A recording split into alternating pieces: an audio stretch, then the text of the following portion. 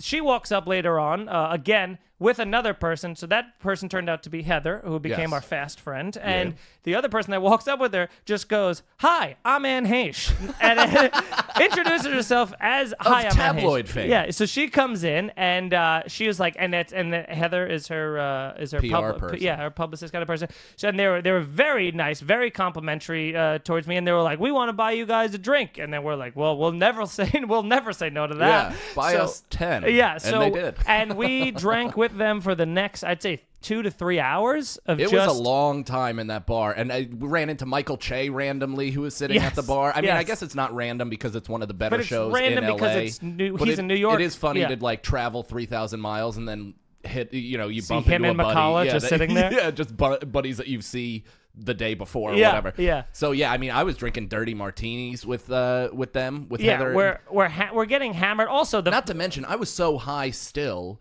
that I thought Heather was lying.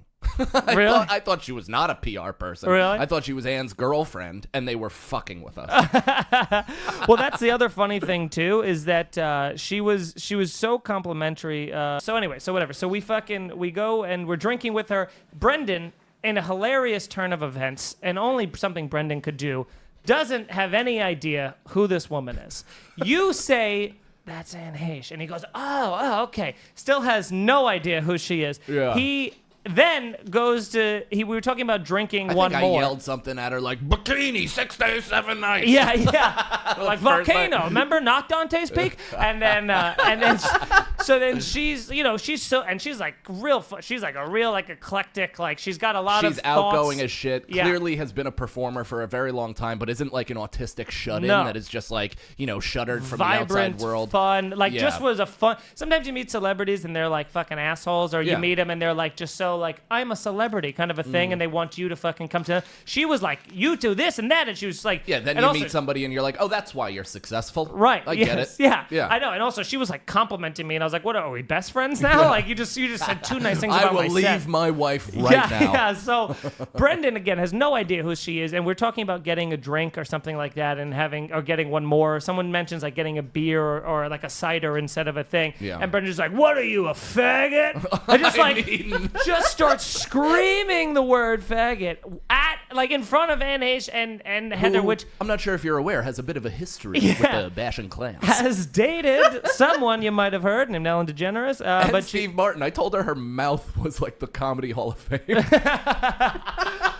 But so she is, so it was just one of those things where we're like, "Brendan," and we're trying to, and like, they're laughing. Like, what? They love it. Yeah. She was like, "They're laughing." And like, they were definitely laughing, like, "Ah, ha, ha." Yeah, it's like, no, just because people are polite doesn't mean that they love your short-sighted Long Island dog shit. It hits sharp. But then we explained to him again who she is, and he's like, "Oh," and then he goes, "Fuck it, whatever," and then it just continued to spiral. Yeah. So we also figured out on this trip that his inner monologue is like the thing he says out loud, how he speaks, is his inner. It's his inner monologue trying to keep the situation okay. It's totally cool. Everything's fine.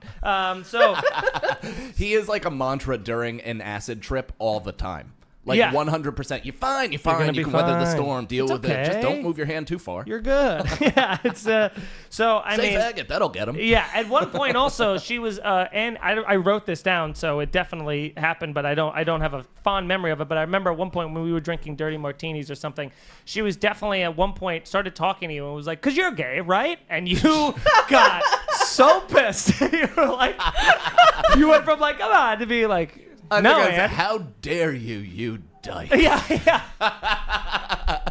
I mean, the amount of people that say that just because I like make eye contact. Well, is you also were flabbergasting. talking about it was because you were talking about you and your sister singing, and also you were saying show tunes. You were like, "I will dance to NSYNC right now." You didn't really make She challenged me. Yeah, I was gonna say, well, you didn't fucking make your case It's eye too contact. easy. It's not that. Yeah, sure. It's not that other stuff that totally makes your case. Yeah, you were talking about Justin Timberlake's dick the I whole was time. not. No, okay. I was not. I would never disrespect him. Yeah. Talk of his dick publicly. That's when you want to make your Irish goodbye.